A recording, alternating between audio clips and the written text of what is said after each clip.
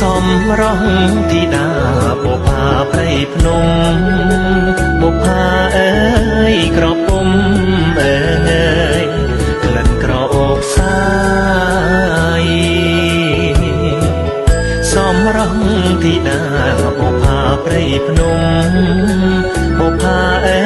យក្រពុំអើយក្លិនក្រអូបសាយវ៉ាន់រំដួលដោយរូបឆោមឆាយក្រអូបម៉ាយសែនឆ្ងាយអើយបងសុំស្នេហា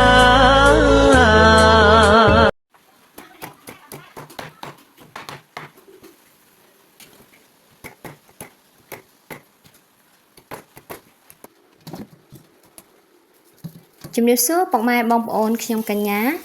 ការងាររបស់ខ្ញុំក្រៅពីអាជីពជាគ្រូបង្រៀនមកខ្ញុំក៏ចូលចិត្តនៅការបង្កើតនៅវីដេអូថ្មីៗដែលពាក់ព័ន្ធជាមួយនឹងការចម្អិនម្ហូបដូចគ្នាដែរហើយថ្ងៃនេះដែរក៏មិនខុសពីសប្តាហ៍ដែរខ្ញុំមកជាមួយនឹងបងស្រីរបស់ខ្ញុំគឺក្នុងការចម្អិននៅមុខម្ហូបប៉ុន្តែថ្ងៃនេះគឺខ្ញុំហើយនឹងបងរបស់ខ្ញុំហ្នឹងគឺពួកយើងចង់ញ៉ាំនៅបបរគ្រឿងដូច្នេះហើយក៏បើកមើលនៅក្នុងទូឃើញថានៅសល់សាច់មាន់ខ្លះដែរបន្ទាប់ពីរដូវបន់ភ្ជុំបិណ្ឌចប់ទៅគឺយើងនៅសល់សាច់មាន់ប្រហែលជាម្ដុំធំដែរអញ្ចឹងហើយខ្ញុំក៏បងខ្ញុំហ្នឹងក៏គិតថា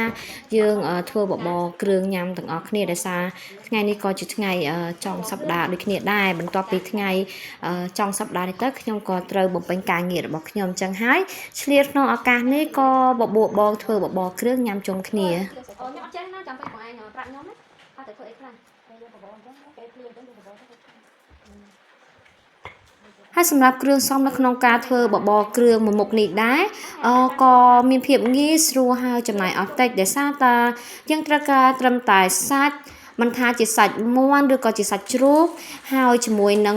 បន្លែបន្តិចបន្តួចនិងគ្រឿងផ្សំបន្តិចបន្តួចតើគឺយើងអាចធ្វើបបរគ្រឿងបានមួយឆ្នាំងញ៉ាំមួយគ្រួសារបានហើយមកពេលដែលខ្ញុំចែករំលែកនៅបទពិសោធន៍នៅក្នុងការធ្វើមុខម្ហូបមួយមុខនេះខ្ញុំក៏សូមខន្តីអភ័យទោសចំពោះពុកម៉ែបងប្អូនទុកជាមុនដោយសារតាមុខម្ហូបមួយមុខនេះគឺខ្ញុំធ្វើជាលក្ខណៈក្រុមគ្រួសារអញ្ចឹងហើយវាអាចនឹងមានលក្ខណៈខុសប្លែកគ្នាពីពុកម៉ែបងប្អូនយើងដាក់នៅអ្វីដែលយើងមានខ្ញុំឆានកចឹងដើម្បីឲ្យឈ្ងុយមែនបងសម្រាប់រូបមន្តនៅក្នុងការធ្វើបបរបងស្រីរបស់ខ្ញុំហ្នឹងគឺគាត់បានប្រាប់ខ្ញុំថា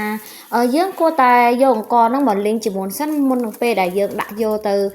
បបរដោយសារតាបើយើងលីងវាហើយទៅវាធ្វើឲ្យសាច់អង្កររបស់យើងមានសភាពឈ្ងុយហើយពេលដែលដាក់ចូលទៅក្នុងបបរទៅគឺវាអត់រីកដូចពេលដែលយើងអត់បានលីងគឺសាច់អង្ករដាក់ចូលទៅវាប្រកាសជារីកហើយធ្វើឲ្យបាត់បង់នៅរសជាតិបន្ទាប់ពីអង្កររបស់យើងត្រូវបានលីងរួចរាល់ហើយយើងក៏ងាកមក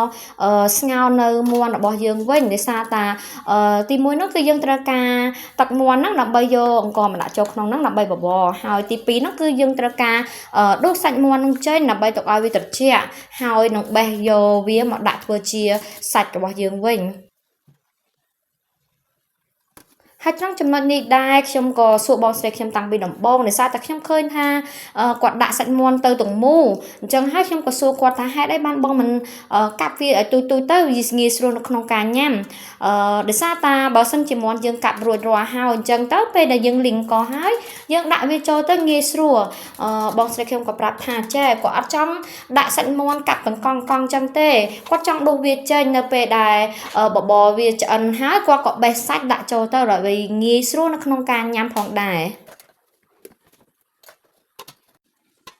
ងាកមកមើលគ្រឿងផ្សំរបស់យើងវិញដោយសារតាក្នុងគ្រឿងផ្សំរបស់យើងនៅក្នុងបបរមួយឆ្នាំងនេះគឺខ្ញុំដាក់ត្រឹមតែស្ករប៊ីចេងអំបិលទឹកត្រីហើយនិងទឹកប្រេងខ្យងដោយសារតាបងស្រីខ្ញុំប្រាប់ថាដាក់តែប៉ុណ្ណឹងគឺវា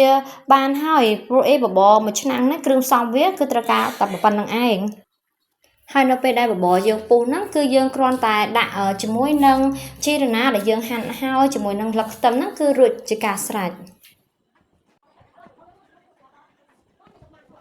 បន្ទាប់ពីខ្ញុំឃើញបងស្រីរបស់ខ្ញុំគាត់បេះមាន់មានសភាពក្តៅពិបាកអញ្ចឹងហើយខ្ញុំក៏ប្រាប់ថាចាំខ្ញុំជួយបេះនៅពេលដែលខ្ញុំចូលទៅបេះសាច់មាន់ហ្នឹងឃើញថាក្តៅមែនពិបាកក្នុងការបេះសាច់មាន់ហ្នឹងខ្ញុំក៏សួរបងស្រីខ្ញុំទៀតហើយនិយាយទៅខ្ញុំនេះគឺជាអ្នកដែលមានសំណួរតាំងពីដើមវីដេអូរហូតដល់ចប់វីដេអូខ្ញុំសួរគាត់រហូតហើយអ្វីដែលខ្ញុំទទួលបានពីគាត់វិញហ្នឹងគឺនៅចម្លើយរបស់គាត់ថាគាត់បេះអញ្ចឹងទៅវាងាយស្រួលបើយើងដាក់ចូលទៅ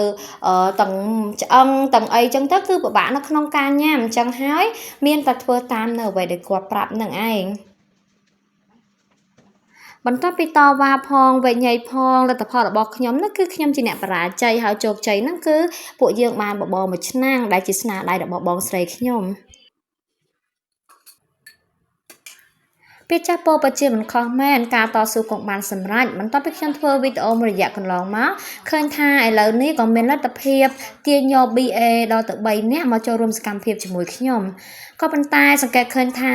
BA របស់ខ្ញុំហ្នឹងម្នាក់គឺមានម្ចាស់ការរៀងខ្លួនពួកគាត់ដូចជាអត់សហការជាមួយខ្ញុំទេខ្ញុំនៅតែខ្ញុំទៅបងស្រីរបស់ខ្ញុំហ្នឹងគឺគាត់ញ៉ាំតែគាត់ទៅហើយ BA 2នាក់ទៀតហ្នឹងក៏គាត់ញ៉ាំតែគ្នាគាត់ចឹងទៅហើយការញ៉ាំបបររបស់យើងហ្នឹងឃើញថាអត់សូវសហការគ្នាប្រហែលទេប៉ុន្តែសរុបជារួមមកអត់អីទេដោយសារតាបបរយើងគឺឆ្ងាញ់ចឹងហើយBA ដែលមានម្ចាស់ការលើខ្លួនឯងធ្វើអីធ្វើទៅញ៉ាំអីញ៉ាំទៅហ្នឹងក៏សម្រាប់ថាធ្វើតាមអ្វីដែលគាត់ចង់ញ៉ាំចឹងទៅ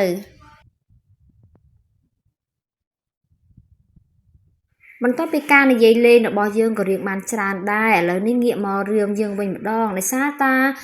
ពួកគាត់ទាំងពីរនាក់នេះគឺជាក្មួយស្រីបង្កើតរបស់ខ្ញុំកុំឃើញគាត់តូចអញ្ចឹងពួកគាត់ពូកែមានសមត្ថភាពច្រើនរាល់ថ្ងៃនេះគឺខ្ញុំបានពួកគាត់នឹងហើយដែលបានជួយខ្ញុំនៅពេលណាដែលខ្ញុំត្រូវការជំនួយគឺបានពួកគាត់ដោយសារតាពួកគាត់ពូកែខាងជំនាញកុំព្យូទ័រហើយនឹងបច្ចេកទេសជាច្រើនអញ្ចឹងហើយខ្ញុំតែងតែសួរគាត់ឲ្យគាត់ជួយបង្ហាត់បង្ហាញខ្ញុំនៅអ្វីដែលខ្ញុំមិនបានដឹងគាត់ក៏បានបង្ហាត់បង្ហាញហើយឃើញថាបន្ទាប់ពីបានរៀនជាមួយគាត់បានពិភាក្សាជាមួយគាត់មកក៏បានជួយខ្ញុំបានច្រើនវីដេអូរបស់យើងក៏ដល់ទីបញ្ចប់ដែរខ្ញុំក៏សូមជូនពរជ័យដល់ពុកម៉ែបងប្អូនឲ្យរកទទួលទានមានបានជួបតែសុខសុវត្ថិភាពគ្រប់ក្រុមគ្រួសារទាំងអស់ធ្វើដំណើរទៅទីចិត្តទីឆ្ងាយឲ្យជួបតែសុខសុវត្ថិភាពនិងសុខសប្បាយទាំងអស់គ្នាខ្ញុំកញ្ញាជំរាបលាអរគុណច្រើនកុំភ្លេចជួយ like ជួយ share វីដេអូរបស់ខ្ញុំផងអរគុណច្រើនជំរាបលាជួបគ្នានៅវីដេអូក្រោយទៀត